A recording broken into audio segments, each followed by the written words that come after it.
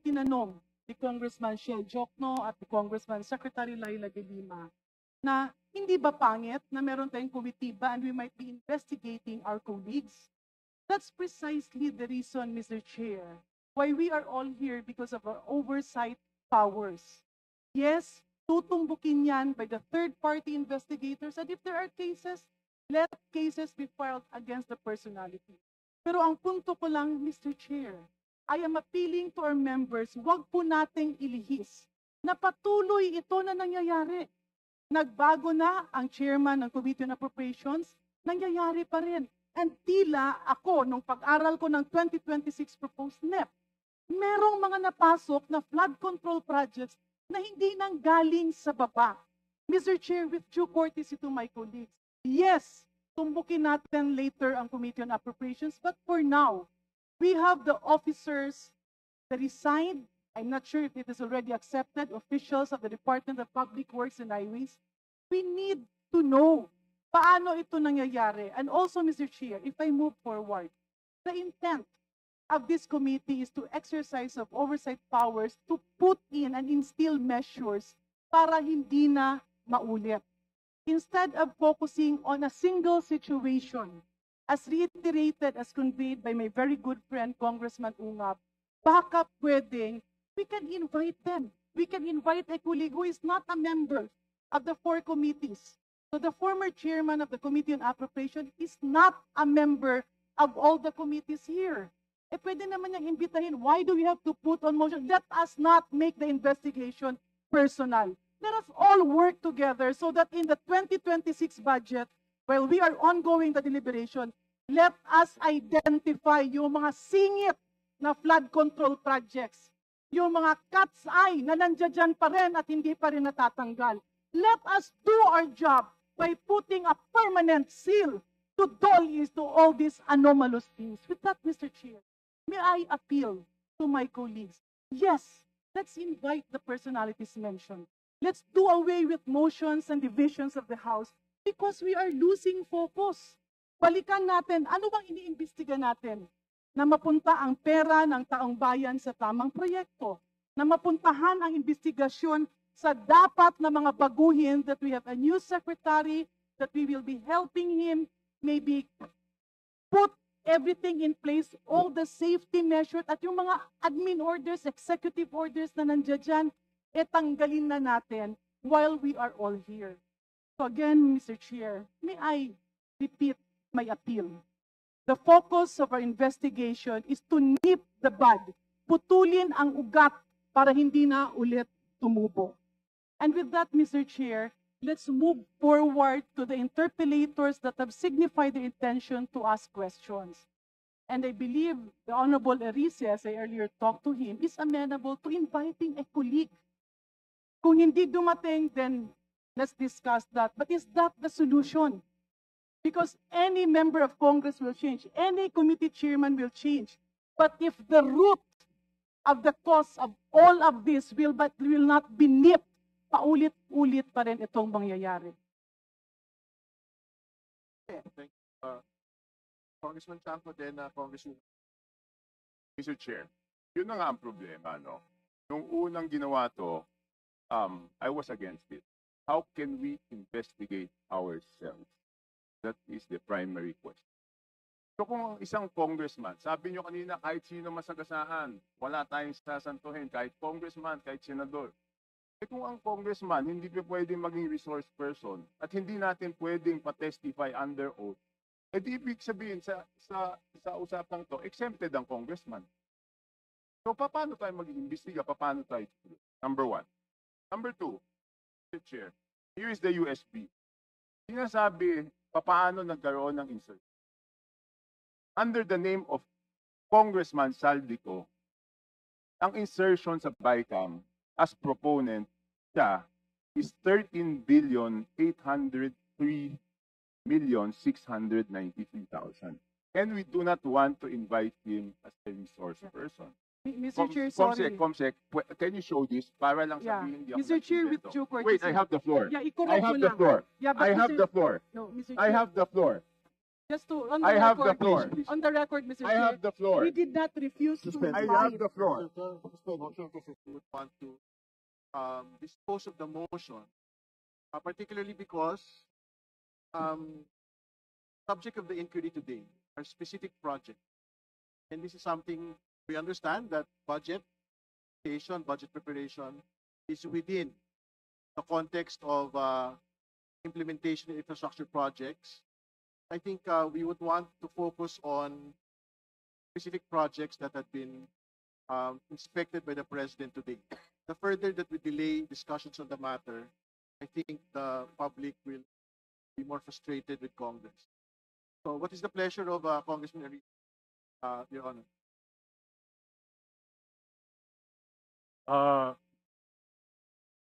Mr. Chair, if that's the case, I would like to defer my motion because I would like to consult staff kung itong mga 100 billion na versions sa 2025 budget ay may mga nakasamang those projects as the President had mentioned in Revelation. So, consult ko kung wala po dito, I will withdraw my motion. Pero kung meron, I will insist on. So, Mr. Chair, I would like to request the chair my earlier. Congressman Enrique, get the motion heard. Point of order, just Mr. Chair. inquiry from the movement. So when he moves for the deferment of his motion earlier, not really withdrawing the motion. Do I take it? Okay. As I said, I said, Mr. Chair, I'm not withdrawing my motion. I'm just deferring my motion to order to consult my staff whether 100 billion insertions in the 2025 budget includes those projects as mentioned by the. So, in order to be fair, Isn't it? I'm sorry, Mr. Chair, I have to. Isn't it back to our colleague, senior minority leader? You were actually mentioning about the BICAM earlier. And really, it's supposed to be part also of my questions later. Nobody has ever seen, as far as I know, the BICAM Committee Report 2025 has not been released in a copy. So there are a lot of questions, and the only ones who can really explain those things, because there's an unprecedented cuts and insertion. 173 billion, understand, I consulted budget expert. So, ang pananaw ko po, paano tayo makaka-move on sa pag-inquire nitong mga individual projects, insertions, etc. Kung hindi pa natin nalalaman ano ang nangyari sa BICAM in 2025. And therefore, ang makakasagot nun, just information, would be the two chairs of both panels, the House and the Senate, in that BICAM. I'm not saying that my colleague, my distinguished colleague, would have no discretion, a deferral of this motion. It's just that doon po sana rin ako tutuloy. We have to understand what happens sa BICAM. And makakasabi sa atin yan, yung report mismo, na hindi pa nakikita ng karamihan, or and testimony as person of those in the know, and that refers to both chairs of the APRO committee of the House and the Finance Committee of the Senate. So it's just a form of a money. Gusto ko lang pong sagutin ng konti ang punto ni the Honorable Congresswoman Garin was saying something. Let's not make it personal. Who's saying that we're making it personal? Nothing personal. It's all about public interest. It's all about truth and accountability. Wala akong personalan dito. Thank you very much, Mr. Mr. Chair. Mr. Chair. If I may, Mr. Chair, because I'm listed as want the to, first recognize- interpolator, may I appeal to my colleagues? If I may be able to proceed to my line of questioning, I will pursue the line of questioning of the Honorable Ega Erice, and I fully respect the context of the statements of the Honorable Laila de Lima. With that, Mr. Chair, may I appeal that I be recognized as the Yes, first. please proceed. Maraming salamat po, Mr. Chair. Mr. Maraming Chair, Mr. salamat Chair. po sa ating Point mga of order. kasamahan. Mr. Chair, may Point I of order, ask, Mr. Chair. because Point the, of order, Mr. Chair. Yes, So, what is your point of order? Yes. So I just want to inquire because ang rules na po natin is minority, independent, and majority. No, I don't think there's a rule like that. So kailan po ang term ng independent? Sorry? Kailan po ang term ng... After the majority. So ang rule ng committee na to is minority, majority, independent. Yes po. Mr. Chair. thank you very much, Mr. Mr. Chair. Chair. Maraming salamat din. Kong Toby, Congressman Flores, please.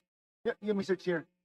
The former Secretary Bonoan is actually asking that he be excused, Mr. Chair, as there is going to be a turnover for the DPWH with the new secretary, Mr. Yes, I understand. With but the undertaking that he will come back and in the next scheduled hearing. Mr. Chair. just Mr. finish this Chair, interpellation, then he can. precisely the reason that I want to move forward, because the subject of my interpellation will be answered by the Honorable Bonoan. Yeah, very quickly, Mr. Chair, kung pwede lang po sana. I only have 5 minutes. If we do allow that, Mr. Chair, then we would have to allow everyone to ask questions, Secretary Bonoan. But Secretary Bonoan is time bound, no? So we just let her finish then. Secretary Bonoan can basically go. Maraming salamat, sir. Maraming salamat, Kong Flores. So, Mr. Chair, kanina nga, may mga natanong si Sec Laila, may mga tanong si Kong Erice. May I ask from the Secretary of the Department of Public Works and Highways, the former Secretary, can you give us a very brief flow of how projects are listed in the National Expenditure Program? Your Honor, the process is starts from engineering districts, consultation with various sectors. Point of order, Mr. Chair. Sorry to interrupt. Hindi po kaya nabanggit na po ni Secretary Bonoan yung tanong po ni Congresswoman Garin sa pagtatanong po ni Congressman Erice. This is just a duplication of the question propounded by Congressman Erice. But I think we have to give her the honor of asking the question. Even if it's a repetition of what was asked Mr. Chair, earlier. what rule did my question violate? May I appeal to my colleagues, magrespetuhan tayo. Kung tiyempo nyo naman, pwede kayong magtanong. I gave that preliminary question because I'm moving to the next question. This is a point of order po. What law Yeah, did I I'm- violate in asking a question, Mr. I'm- Chair? Hindi na po ba ako pwedeng magtanong? I'm making the Kailangan ba yung tanong ko ay paalam ko kay Congressman Marcoleta? Binanggit ko lang po na natanong na po kasi ni Congressman Erice yung pong katanungan ng ating That's why, Mr. Chair, Mambabatas. I mentioned that my questions is in line with the question of Congressman Erice. That's why I'm setting the premise. Let's move forward, Mr. Chair. Sayang ang oras na hinihinto natin ang investigasyon na ito. If the premise was laid already, why do we have to repeat it? Because, Mr. Chair, I have my time. I'm laying down my premises of ano po ba ang kinakatakutan ni Congressman Marcoleta sa mga katanungan ko? Wala po. Then Wala let me po. proceed, Mr. Gusto po Chair. natin This is my time. mag-forward. The chair will rule, Titilin please. po natin ang oras. Di po ba? Oras ko po ang kinakain ng mga tanong ko. And Mr. Chair, may I move that my time be sent back to point zero. Yes, let the Deputy Speaker proceed, please. Thank you. The chair has ruled. So thank you very much, Mr. Chair. Balik po ako sa zero at magsimula po ang aking 5 minuto. So Secretary, ulitin ko lang po yung tanong para po madugtong ko. Paano po ba nagsisimula ang paglista ng mga proyekto sa NEP? Sa NEP po muna tayo. Sa NEP po ay nagsisimula po dun sa mga engineering district namin when they consolidate their proposals from all sectors, all the projects that have to to be considered in the budget that has been allocated per engineering district, Your Honor. And consultation with